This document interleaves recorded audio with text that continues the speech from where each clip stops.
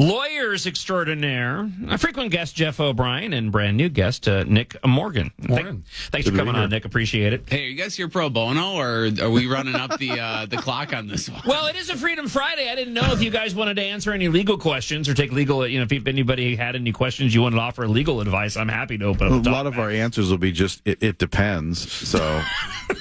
Hey, in full disclosure, Nick Morgan, who's in studio today, whenever I've gotten myself into political hot water and the hot water is getting a little too hot, Nick Morgan's been my attorney. Nick's the guy? He's the guy. A lot of times he had to explain my bill to his wife, so that probably led to a lot of fun at the Rymer household.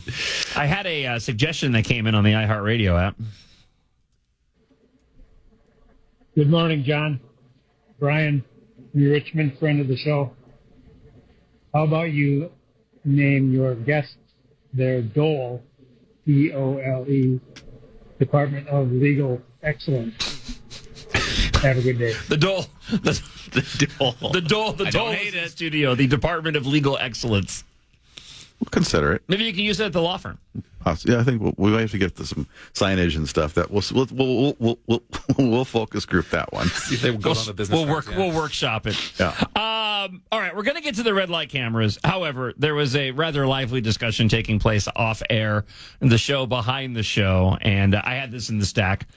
I'll go ahead and bring it up now. Less than a week since Democrat U.S. Senator Tina Smith of Minnesota announced she will not run for re-election, and while a handful, that's an understatement, of Smith's DFL colleagues have expressed an interest in replacing her, there are potential Republican challengers that are also emerging, including a friend of the show and frequent guest on the show, Michelle Tafoya, who was talking to a Fargo radio station saying that she's 90% of the way there in making a decision on whether to run for U.S. Senate in 2026. Now, she has dipped her toes in the political waters the last couple election cycles after leaving her career in sports TV journalism and as a radio host, and has backed Republicans in her office in Minnesota in recent years. She's also moderate on a lot of the not a lot of the issues, but on some of the issues, and I think including abortion being the biggest one that I know a lot of Republicans have,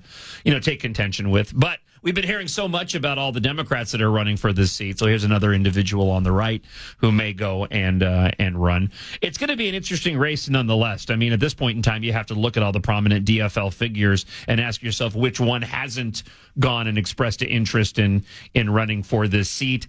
Right now, it seems to be the two names that I hear most, and then we'll dive into these the traffic issues. It seems to be Angie Craig and Peggy Flanagan. Those seem to be the two that seem to be getting the most talk. Right now, it seems like everybody's just kind of trying to position who's going to run where and win. It's the game of groans as we've been calling it. So, anybody have any further comments on this?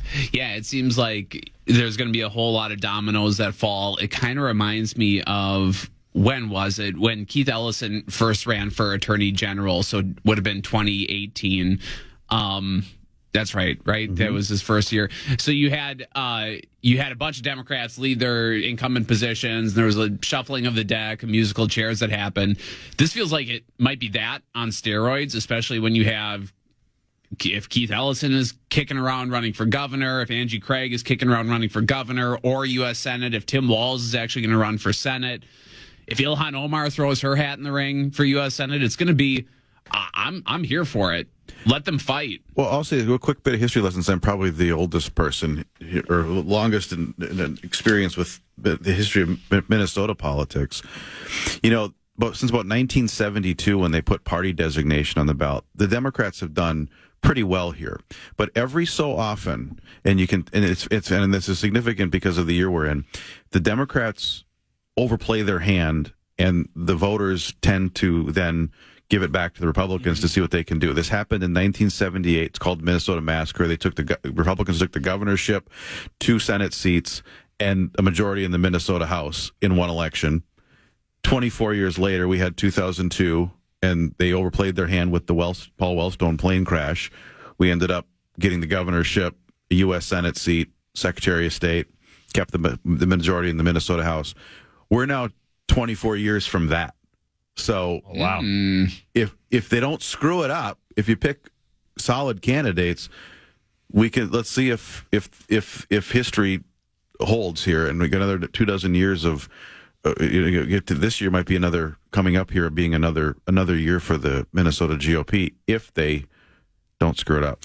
Well, I'll stay in my wheelhouse. I think the one thing to remember is that the drought of Minnesota statewide victories for Republicans began the year that Ken Martin became party chair, and he's gone. And I think that when you look at these races, always remember that what's been behind DFL dominance has been not just Republicans often not putting their best foot forward, but also the fact that they've always had their ducks in a row behind the scenes.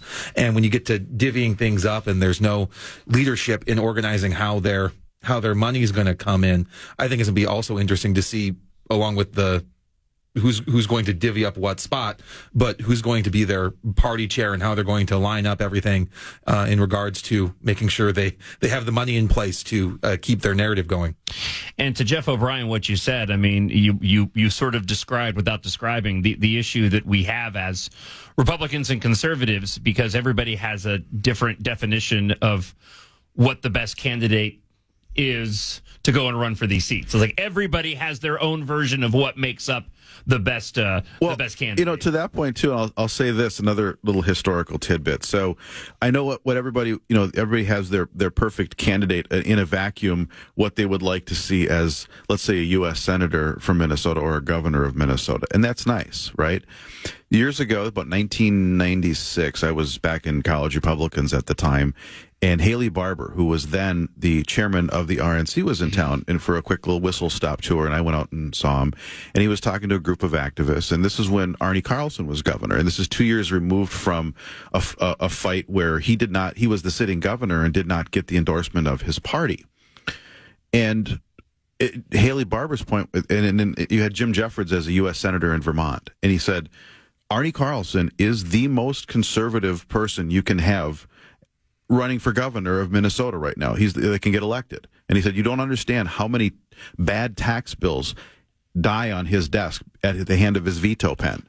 And he said, Jim Jeffords is the most conservative U.S. senator we can get in Vermont. And you see some of this chatter right now with Susan Collins, right? She is the best shot we have in Maine. And you sometimes have to take your victories as they come. If you're with somebody that's with, the agenda, say 50% of the time or 60% of the time, is better than somebody that we've got now who just reflexively votes against, because Trump.